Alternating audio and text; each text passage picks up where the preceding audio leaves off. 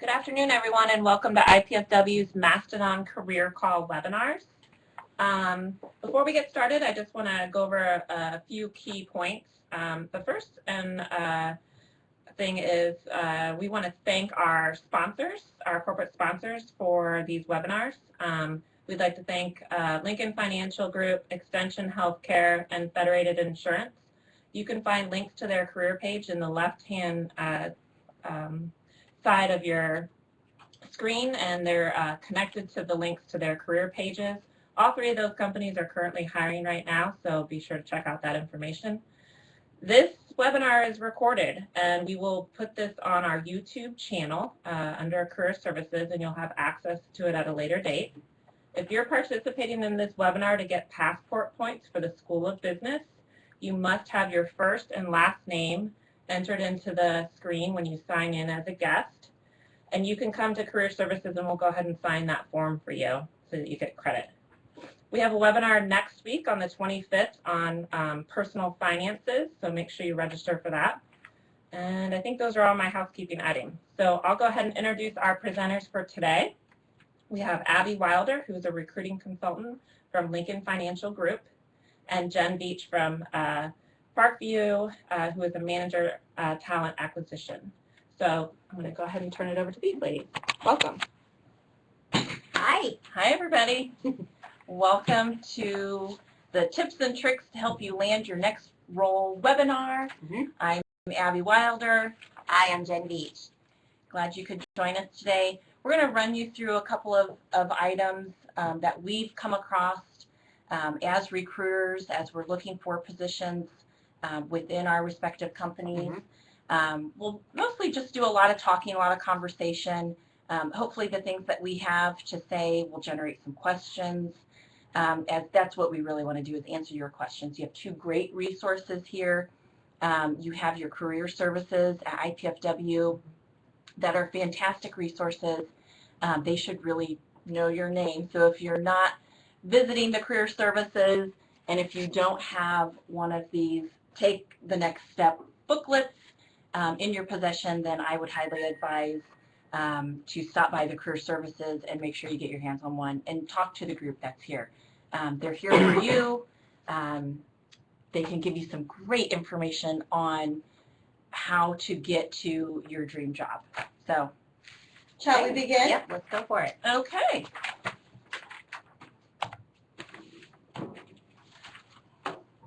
Just 1 second here. All right, so a couple items to discuss today. We're going to look at resume formatting, or rather talk about it, talk a little bit about the do's and don'ts of what to do, what not to do. What do you do? You're going to feel nervous as you're preparing for that interview and writing your resume, and that's okay. What to expect next after you interview. And then we're going to talk a little bit about post-offer, so when you get that job, what to expect, some of the things that you can expect to come next. Okay, so let's move on. Move on to the next slide here.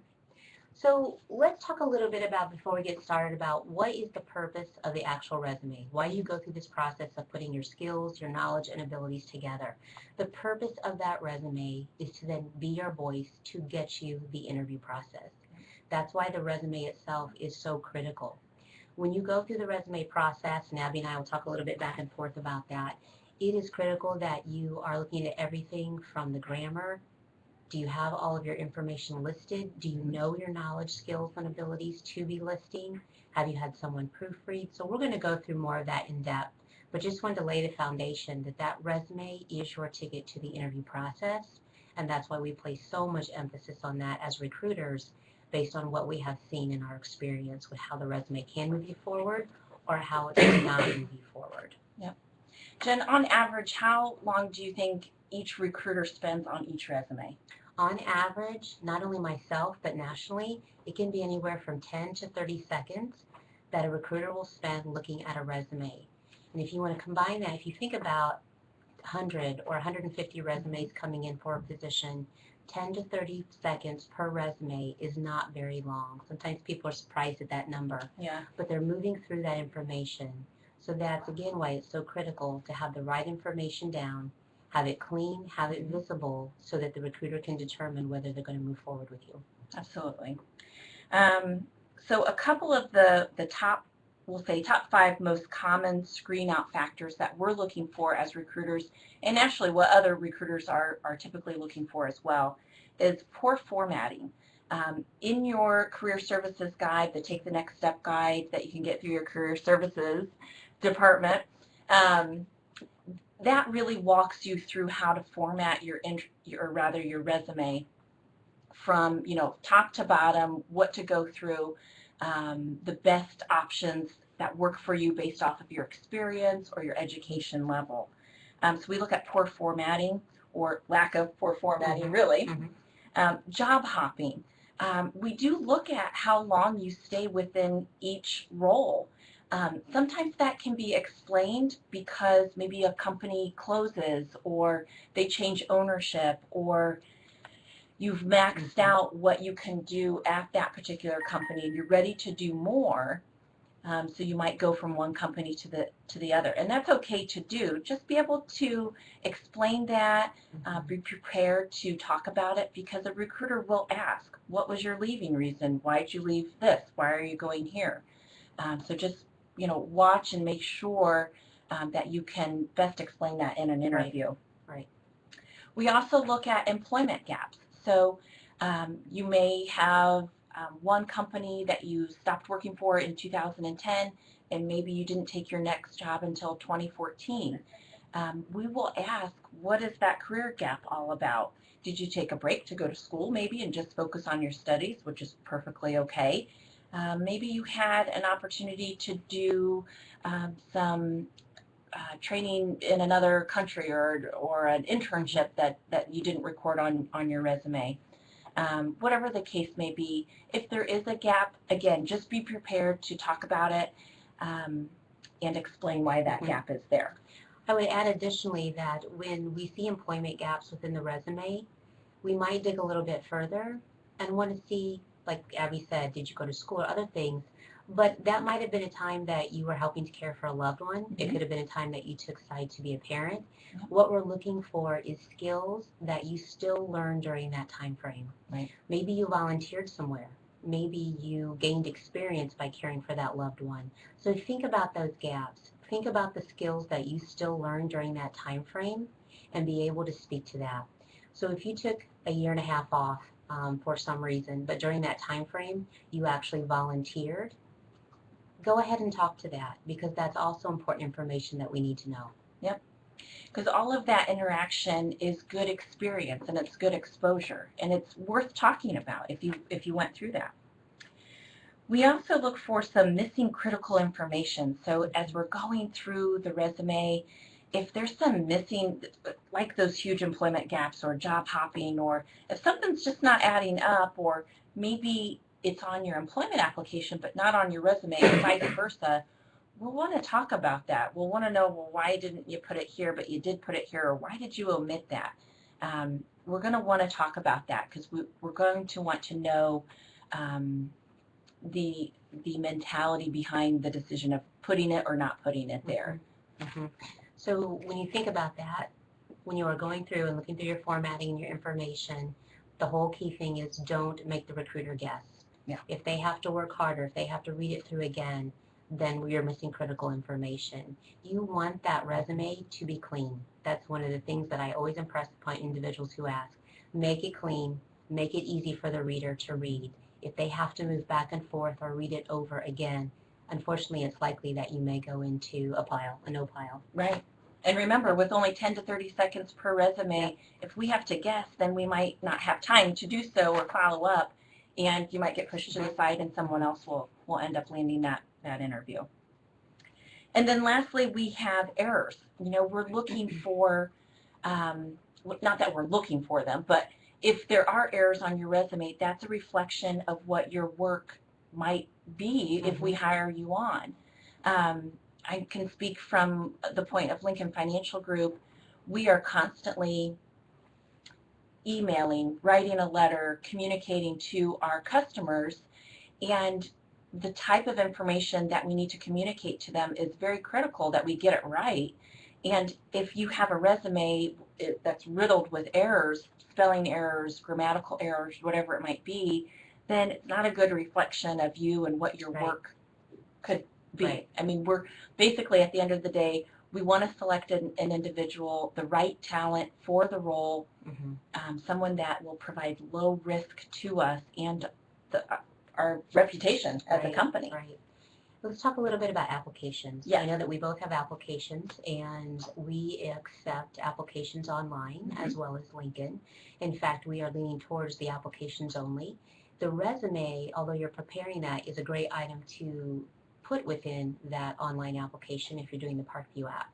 I know that that Parkview application is extensive. We ask for a lot of detail. It actually has an essay section, and that essay section is meant to tell us a little bit more about you. Remember, the resume and the application is your voice to landing that interview. It means a lot to us when people take time to do that application correctly. We know it takes about 20 up to 30 minutes to do. We know those essay questions bring forth a lot more thought and time. But we are looking at that, and we are looking for individuals who are passionate about wanting a job at Parkview. I'm sure Ellie has the same thing. Yep. And when an individual takes time to complete that application or put that resume in and do those essay questions, that means a lot to us. We are watching for that. When we see an application come through that is barely filled out, there are sections missing, or there's minimal information, that doesn't tell us that that individual is hungry for that job. And we are seeking individuals that are going to be passionate and really want the role. That's right. So I've also come across applications that say, see resume. Well, okay, but at the end of the day, if I do hire you, we do an extensive background check, and we will utilize your application to verify education, employment, criminal history, all of that stuff. So you have to complete the employment application, for one thing, because it's a necessary step and it's a required step. Right. And if you're not completing it, then it kind of shows us, well, you know, you're not completing the work that was basically assigned to you. And then from another perspective, if it's not complete, then it's only going to hold up your process of getting hired on. If we have to go back and then, you know, gather that information and get it in the employment application to do the background check. All right, so at the end of the day, in regards to a resume, a well-prepared resume will increase your chances of an interview.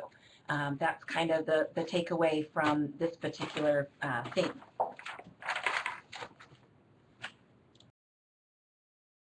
So now we're going to talk about the basics, formatting of a resume. As you can see in your guide that you get from Career Services, there are many different ways that you can format a resume. We picked out some of the top 3 here. We have chronological, functional, and hybrid. In a chronological resume, those are probably the most common. It's probably the ones that I see the most. I like them probably the best just because it gives a nice, clean story to the candidate. The chronological resume really does focus on experience because it'll show that career trajectory. It'll show where you started and then where you're ending up, basically, or where you're currently at. Right. With the functional, that highlights your skills, accomplishments, or could be your education as well first. If you don't have a lot of experience, this might be the best format for you. Or if you're a new graduate and you don't have a lot of work experience behind you, you want to be able to highlight what your skills are. Highlight the fact that you've graduated. Yeah. That is a great accomplishment.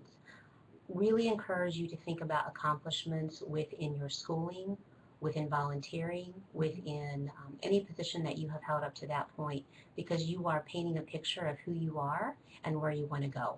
So if you don't have a lot of experience behind you, you might want to consider the functional, or you could even consider the hybrid, which is a combination of both. Yep. We did have one question come in that we'll go ahead and answer. Okay. The question was, what about LinkedIn? Do you look at our profiles on LinkedIn? So that is a great question because social media surrounds us. We have LinkedIn, we have Facebook, we have Twitter, Instagram. Yeah. I don't even know all of the ones. Those are the only ones that I'm on. But so it really depends on the company and their practice. So at Lincoln, we see social media as a form of a reference, and we don't do reference checks. we allow our extensive interviewing process and our background check and our drug screening to kind of take care of that for us. Certainly if someone provides a reference, if it's an employee referral or networking within the community, that's great and we'll take that into consideration. But from Lincoln's standpoint, we're not actually going out there on purpose. Now, it's not to say that we won't stumble upon something or a hiring manager or someone who works at Lincoln that might know that you're coming on board and they might say, oh, you know, wait till you see what's out there. So let's first speak to LinkedIn. LinkedIn, absolutely, I will look at from a perspective of sourcing a candidate. If I can go onto LinkedIn and find someone with a specific skill set that I'm looking for, I can network with individuals on LinkedIn. LinkedIn is a great tool to utilize and to be a part of because it just builds that networking tool for you, builds that networking group. I don't personally go out to Facebook and look at those, but I know that there are some managers that kind of stumble upon things that, based on who they're connected with or friends with and such like that. So I would probably say, just in regards to social media in general, if you're going to be on social media, then just make sure it's professional or you have your friend list hidden or you don't make it public if you're going to be publishing something that may be deemed as inappropriate and might hurt your chances of associating with a particular company. Right. And at Parkview, we do the same thing. We utilize LinkedIn as a resource tool to find our applicants, along with many other resources. But if an individual, we actually don't do a reference and go out to LinkedIn to seek out individuals that are applying with us. It's a resource to find applicants, but it's not a resource to provide our reference.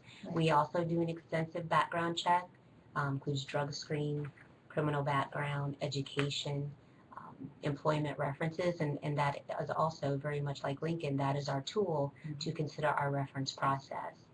One thing that I would add, and I agree with Abby, is that although we as HR are not seeking out Facebook or LinkedIn information once individual applies, sometimes our coworkers will see on individuals' Facebook page or LinkedIn page that they're in process of applying at Parkview Health or they're interviewing at Parkview Health. And sometimes those coworkers will call our department and say, I saw that this individual's applying and you need to know some things. To us, we will take that into consideration, but we have to be very careful about that as it is still hearsay.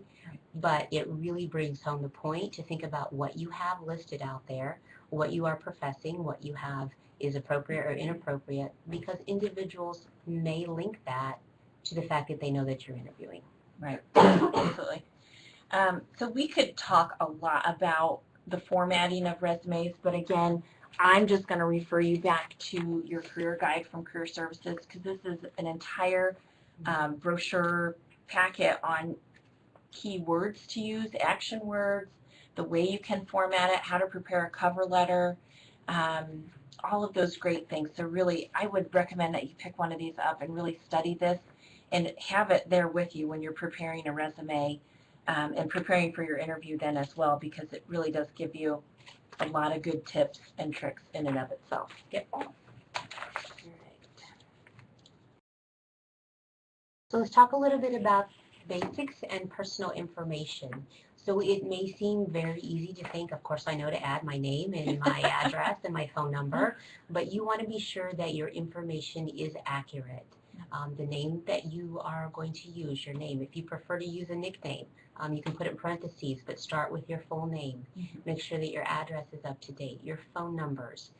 When I talk about phone numbers, and I know Abby's going to agree, watch the voicemail. Yes. It's fun, it's fine, and it's fun to have a fun voicemail out there, but if you are specifically in process of seeking a position, and that is the number that you're giving to the employer to call, make sure that voicemail is appropriate. Again, you want to show that you are passionate about finding this role and working for the organization. Also, include your email address and make sure that your email address is appropriate and that it's accurate. I know, and Abby may say the same, I have heard a lot of voicemails. I have seen a lot of emails that just said, wow, oh my goodness. That's hilarious, but that's not appropriate. Right. Don't let something like that deter the recruiter from considering you further. Right. Switch it for the time frame that you are applying for a position. If you want to move it back to something else more fun afterwards, that's your choice. But make a mindful selection to move it to something appropriate while you are interviewing. And one thing that I'll say is, and I'll tie it back a little bit to, again, if we're only taking 10 to 30 seconds per resume because we have so many candidates to go through, and 50 to 100 for one particular job, the best way that I may contact you is via email.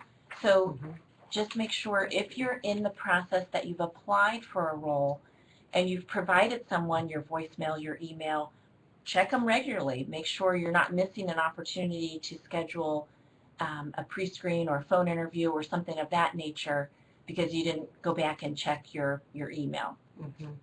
I would also say, add to that too, when you are answering the phone, if there is a potential employer calling you, be mindful about how you are addressing that call, or make sure that you're in a quiet place. I have had multiple times where I have called an applicant and it's been a less than pleasant greeting on the phone until they find out who I am. Right. And then the tone of voice changes and oh, hi, how are you? Yes. And you know, if you happen to answer the phone and it is the employer and you need to step away or you need a moment, it is perfectly okay with me when an applicant says, I'm so glad that you called. I need a moment just to get to a different phone. May I call you right back? May I get to a quiet place? That is perfectly fine, and I respect that very much, that they want that opportunity to dedicate to the call. But just think about the way you're answering the call and the environment that you're in. And best practice is to do exactly as Jen just said, because I might have critical information that I need to share with you. So it's probably best that you do take the call where you're ready maybe to take some notes. I might be providing location information, callback information. Maybe we're to the point where I have an offer and I need to give you some very critical, time-sensitive information. If you're driving and you take the call, that's not, first of all, that's dangerous. Don't do that. But secondly, you know, you're not going to be in a position where you can take some notes and have a clear understanding of what's required of you for next steps.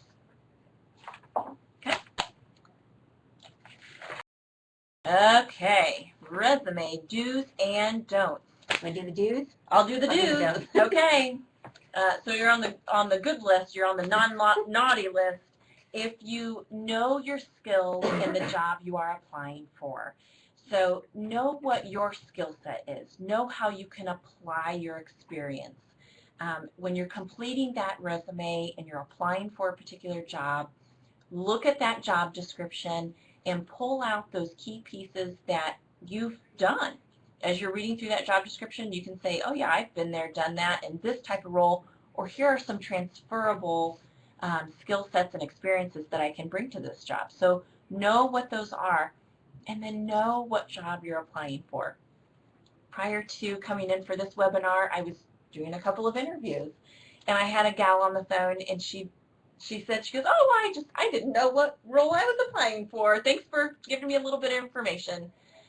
She didn't move on in the process.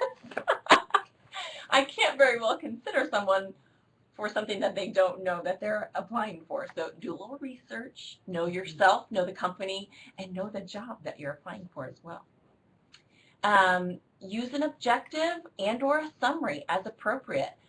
For me, I can take or leave an objective. I get it that your objective is to get a job, okay? So if you want to put something specific in there, I'm totally cool with that. If you would rather provide it in a cover letter, I'm okay with that too. If you want to omit it because you need additional space on your resume to get your information on, I'm okay with that too. In regards to an objective though, if you are going to use one, make sure when you apply at Lincoln, you don't use your Parkview resume and say, you know, something in the medical field. So just make sure it's tailored and it makes sense for the job that you're applying for and the company you're applying for. You're going to want to use action verbs or power words. Those should start each of your bullet points. So you didn't just, take calls.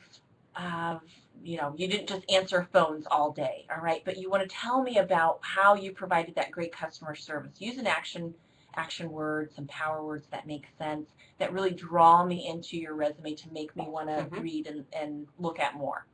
And again, I'm giving a lot of props there to your little guide, but this has a whole page, I think, a couple of pages of specific action words that you can use. All right, so omit first person pronouns. I, me, me. There is no I in team, right? And many of the roles that you're going to be applying for require that teamwork and such. So you don't want to say, I did this, I did that, whatever that might be. Just state the roles and responsibilities that you had and give me a clear picture of what you did at that company. Again, don't leave me guessing. Ensure the information is to the point and represents who you are. So again, don't write a paragraph, but just bullet it out. Make sure it's appropriate for what you're applying for, and make sure it's something that you actually did. If I see it on there, it might be the key to why I would schedule an interview with you. So if we're interviewing and I say, oh, tell me a little bit more about this on your resume, I want you to be able to tell me a little bit more about whatever you put on your resume. Yeah, and I agree with that 100%. It is frustrating for the applicant as well as the organization interviewing when there's something on the resume that looks great.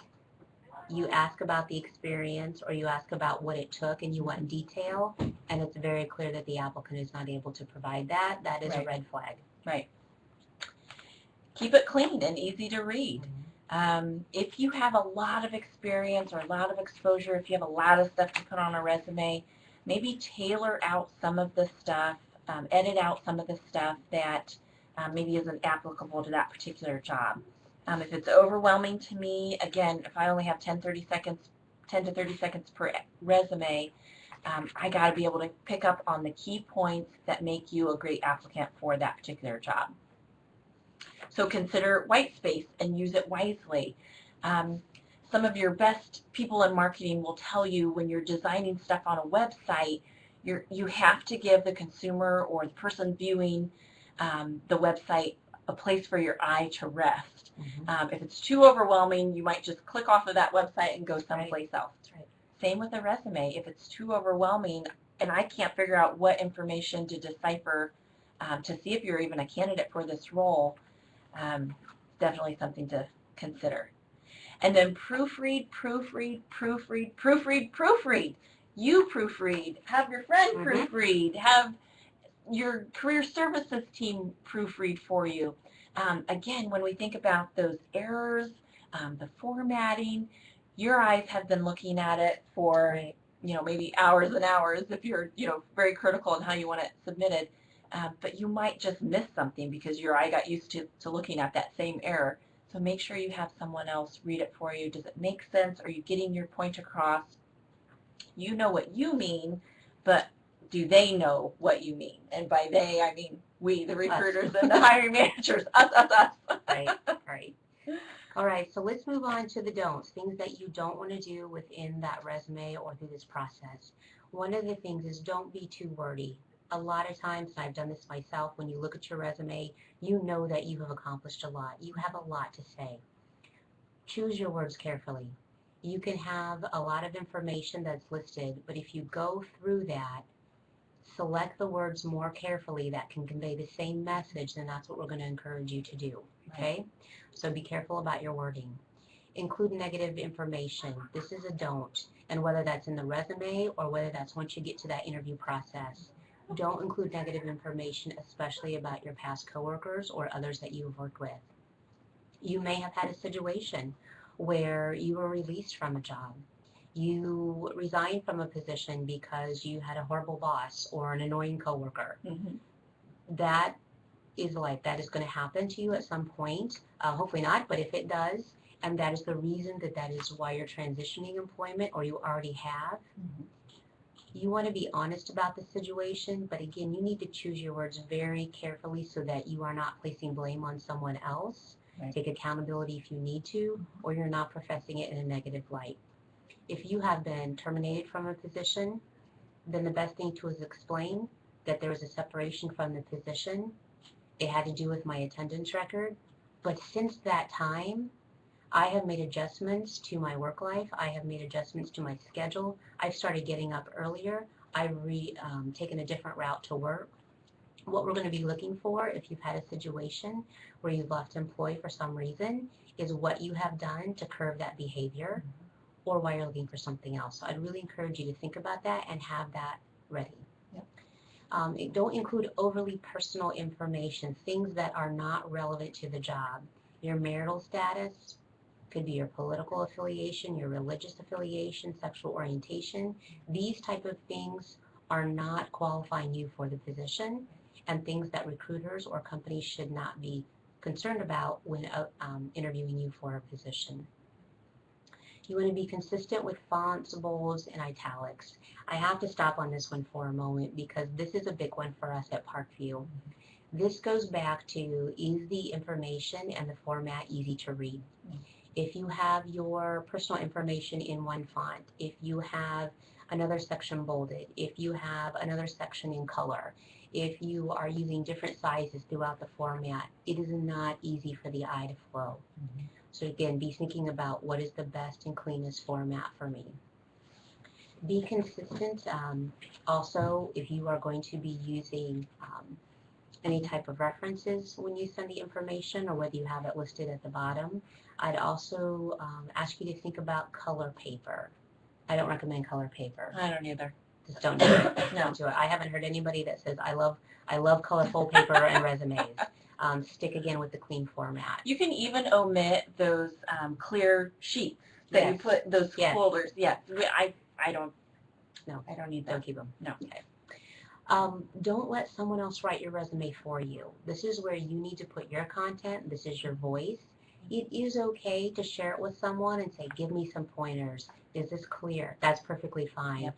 But don't recommend that you have someone else do that for you because you have to speak to that should you actually get into the interview process. Right. I know we've talked about proofreading and errors, but it is a big deal not to let those errors slip through. But that just goes back to what Abby said about the proofreading. Okay, let's go on. Okay, moving right along. So let's say you wrote this amazing resume. It was clear, concise, to the point. The formatting was beautiful. We took 10 to 30 seconds to review it, and we said, You're this in. is the candidate for us. You did it. You got the interview. Well, nervous. Now you're nervous. You're like, oh no, I got the interview. Now what am I going to do? It's very natural. Yes, it is very natural. First and foremost, you're going to make sure that just as much as you proofread your resume, you're going to prepare for the interview. And you can do so through a number of different ways. You can do mock interviews. You can answer questions to yourself in front of a mirror. Right. You can interview in front of a friend or something. It's okay to be nervous. It's not uncommon to feel nervous because you don't really, your body doesn't know the difference between excitement and nervousness. It's the same feeling. It's just our mind that says, oh, that's nervousness or oh, that's excitement. So, and we ourselves can make this worse. So Abby's right. Whether you're excited, whether you are nervous, you are feeling something. You're feeling a sense, and we tend to take that sense as we're nervous. Yeah. So then we start to worry about being nervous. And then we start to worry that we're worrying too much. And it is a cycle that you can get into the interview process. There have been many applicants that have come to the interview, and it is extremely obvious that they're nervous. Yeah. Most employers will give you that moment. Yeah. Or give you that bridge of opportunity to say, I know you're nervous, but it's okay. We're just here to talk today about your skills and the position. Take that opportunity and just kind of refocus. You know, there are actually tips to help with nerves. And it sounds silly, but there are foods that can actually help calm nerves. Blueberries and oatmeal are a huge one. I don't like either one, but These are the type of things that if you are really looking for options, how can I stay calm? How can I be my best? There are things like that. There's information on the web about foods that calm nerves. Placing a little bit of water on your wrist or behind your ear tends to calm you down. That is a proven fact. There is a pressure point in the middle of your palm, right here in the middle of your palm, that if you get nervous and your hands are under the table because they shouldn't be flying everywhere anyway, go ahead and apply that pressure point. It may or may not work for you, but these are actually things that you will find that are proven data to calm your nerves. Yep. And like I was saying before, just prepare, because knowledge is power. So the more you can think through some of the interview questions that might be asked, or the more questions people ask you in a mock interview format, for instance, that's more preparation on your part and kind of training on how best to answer that question, or to really get yourself thinking about your different experiences and where you can pull some of those answers from. So just prepare yourself, and if they ask you a question, or if we ask you a question that really stumps you because you're like, I don't know that I've ever experienced anything like that, you can always take a moment to really kind of reflect and think through your experiences and how you can relate some of your experiences to that question that they're asking. And if all else fails, you can simply say, I don't know that I've specifically been presented that opportunity to work through that, but just in thinking about your question, here's how I would handle it. And then just answer what steps you would take to resolve whatever it is they're asking you. This shows a lot of things to us, the recruiter. You can think on your feet. You get the big picture. You're reflective. It shows that you did prepare and you're looking through your database of answers. And you know what? At the end of the day, you might not have an answer or the right answer, but just present what you can from your experiences. The other thing that we wanted to talk about, some other helpful tips. Jen talked about the foods and the pressure points and such, but wear something that makes you feel confident. Wear something that makes you feel comfortable. Certainly wear appropriate attire, and if you don't know what appropriate attire is, then always just go a step up. If you think the company might be business casual, just do straight up business attire.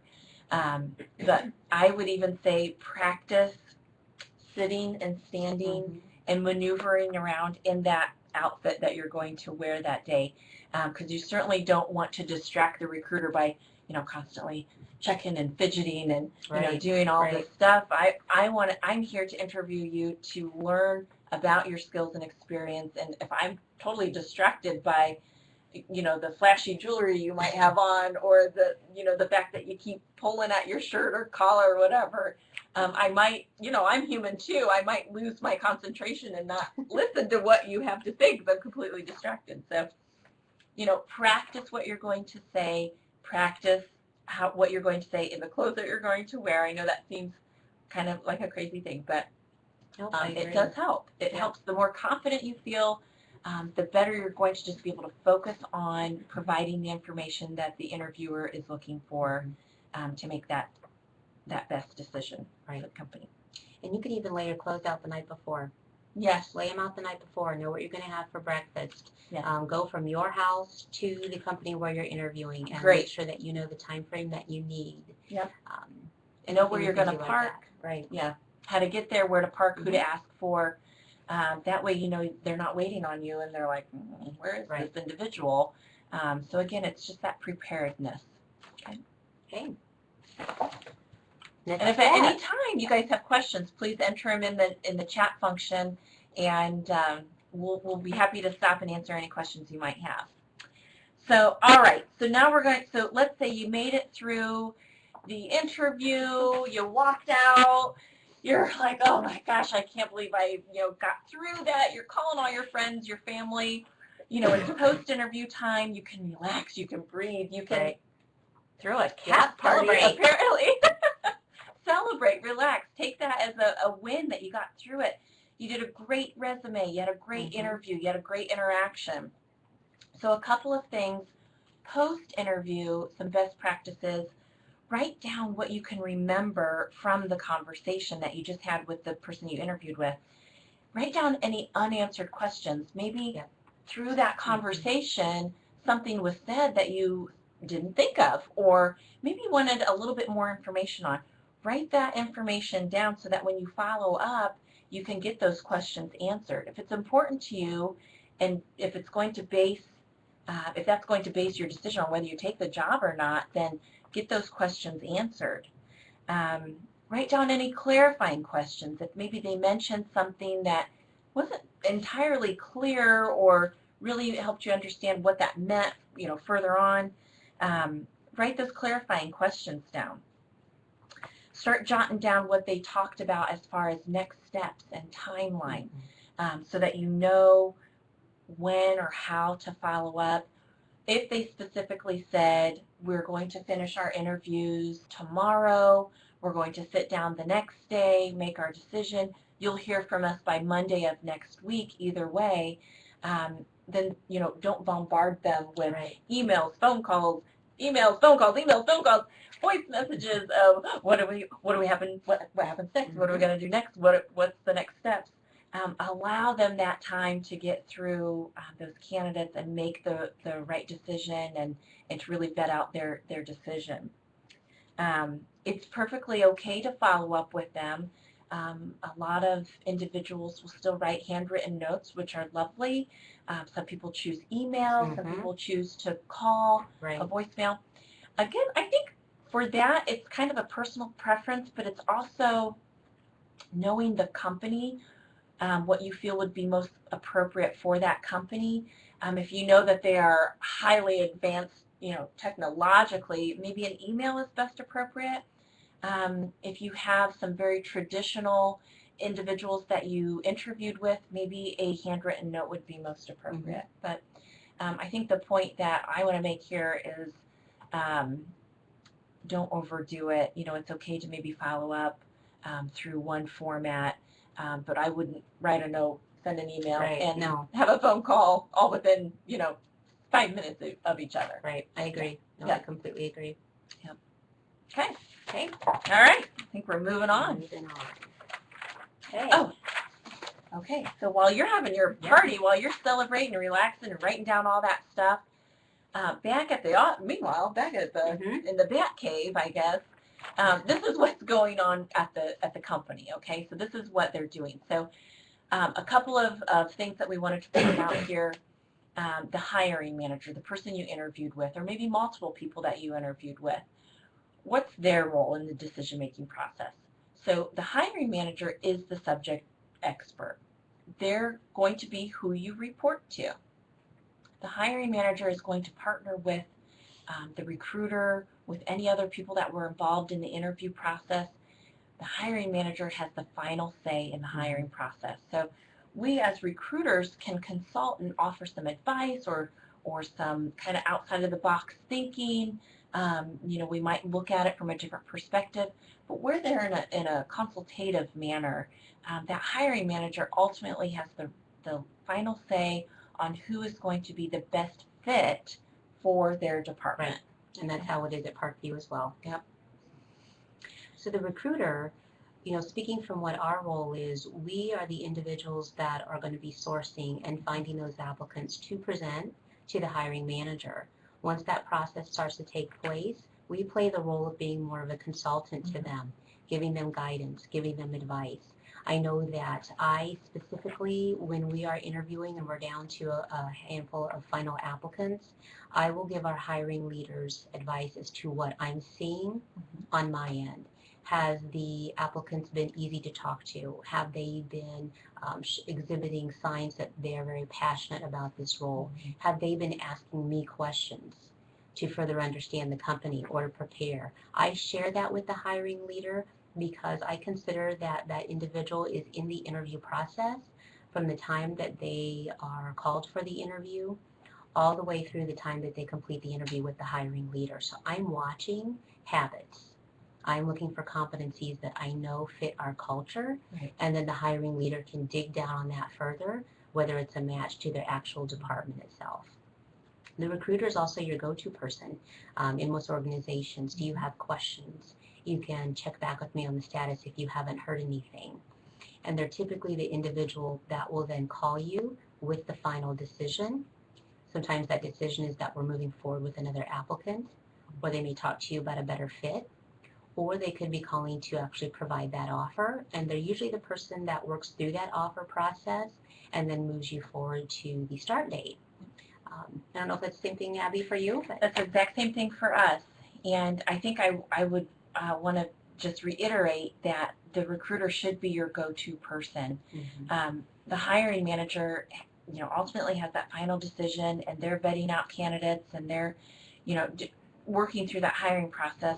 But then they're also solving for world hunger or whatever it is they do on a daily basis. So, they have a lot going on. Let the recruiter handle the hiring process and be your go-to person.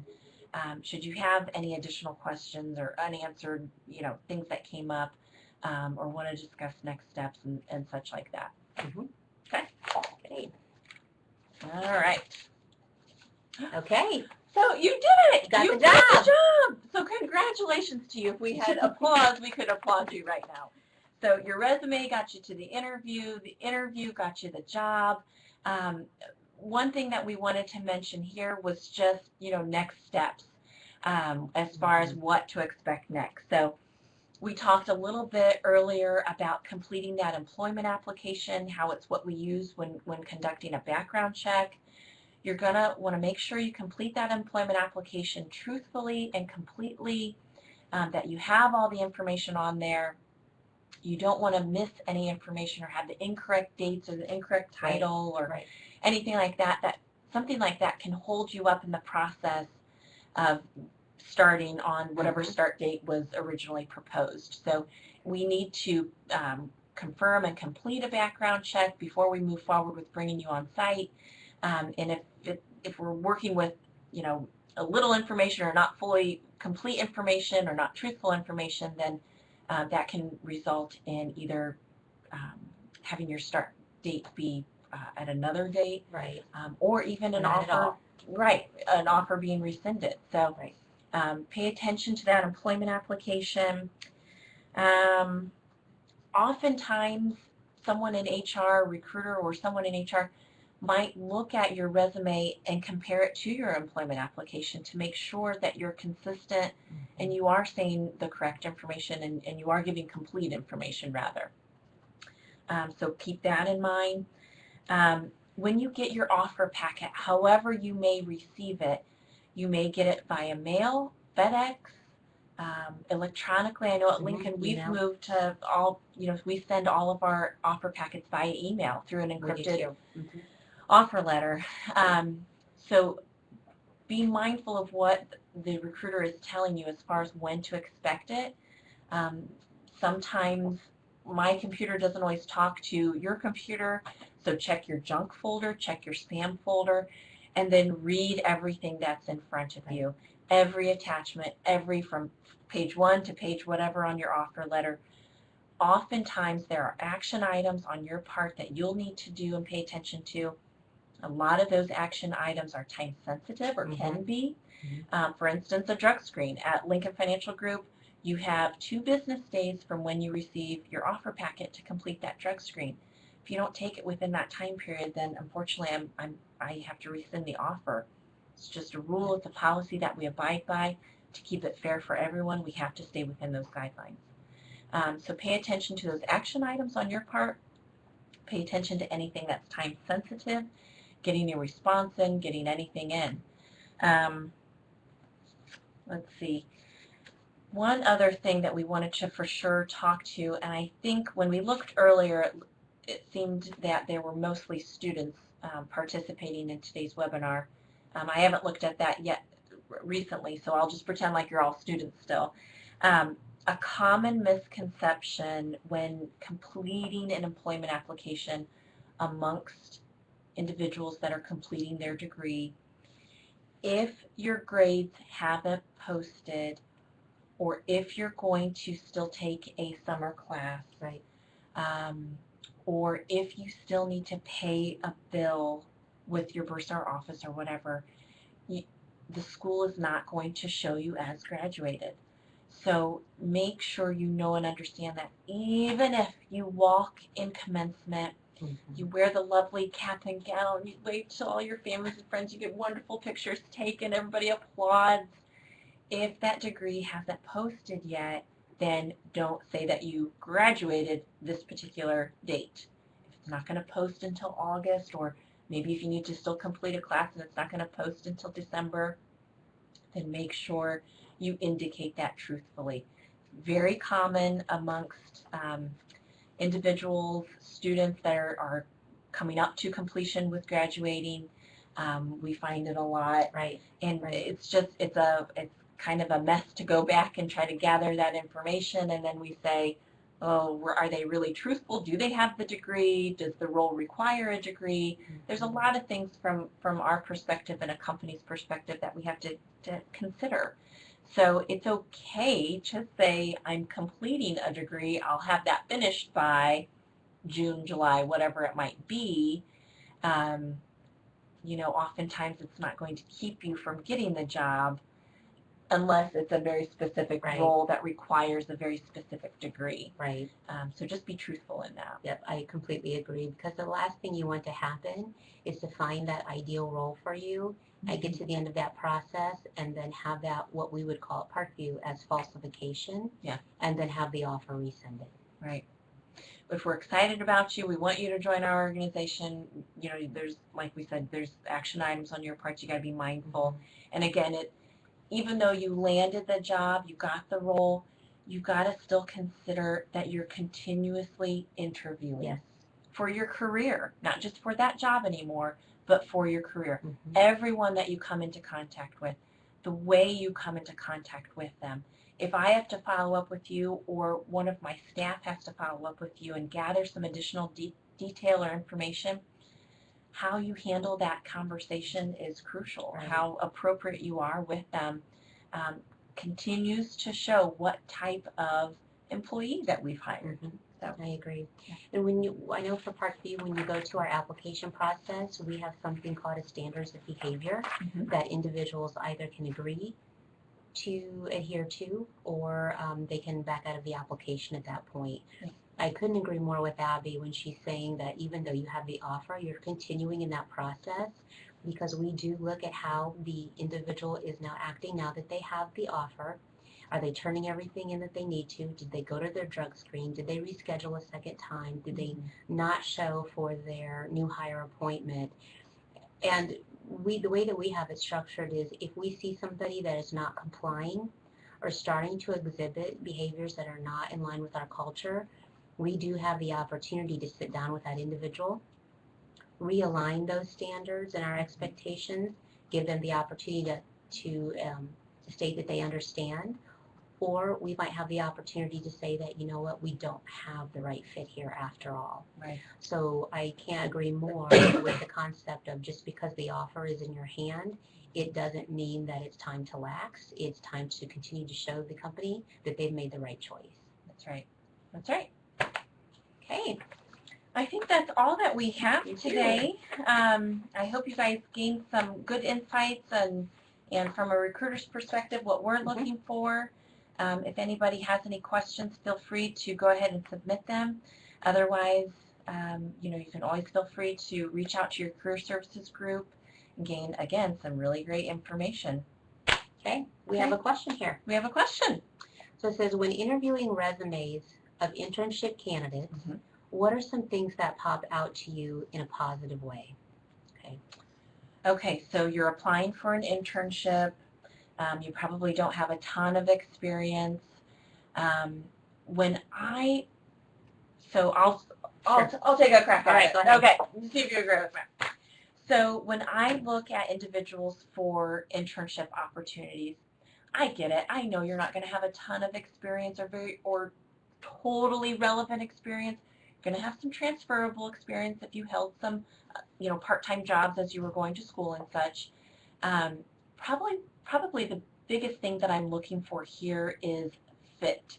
I don't know if you have the experience to fit into our culture from that perspective, but overall fit. Okay, so from looking at a resume, how is it presented? So, what is your degree? What's your GPA? What volunteer opportunities are you involved in?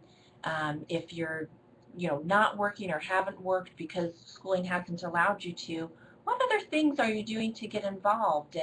And do you get the bigger picture? And just kind of that overall kind of bigger and encompassing fit that we're looking for within our culture. Mm-hmm.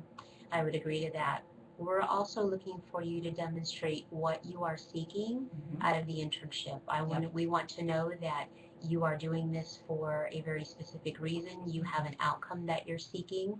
And at the same time, we also want to see what you are looking to contribute while you are in this internship with the organization. Right. We look at the internships as a pipeline of candidates. So this is not only providing you an opportunity to have an internship, we're looking at what can we teach you during this internship to enrich your career process, but we're also looking to see is would you be a potential fit even during or after school for a permanent position with the organization.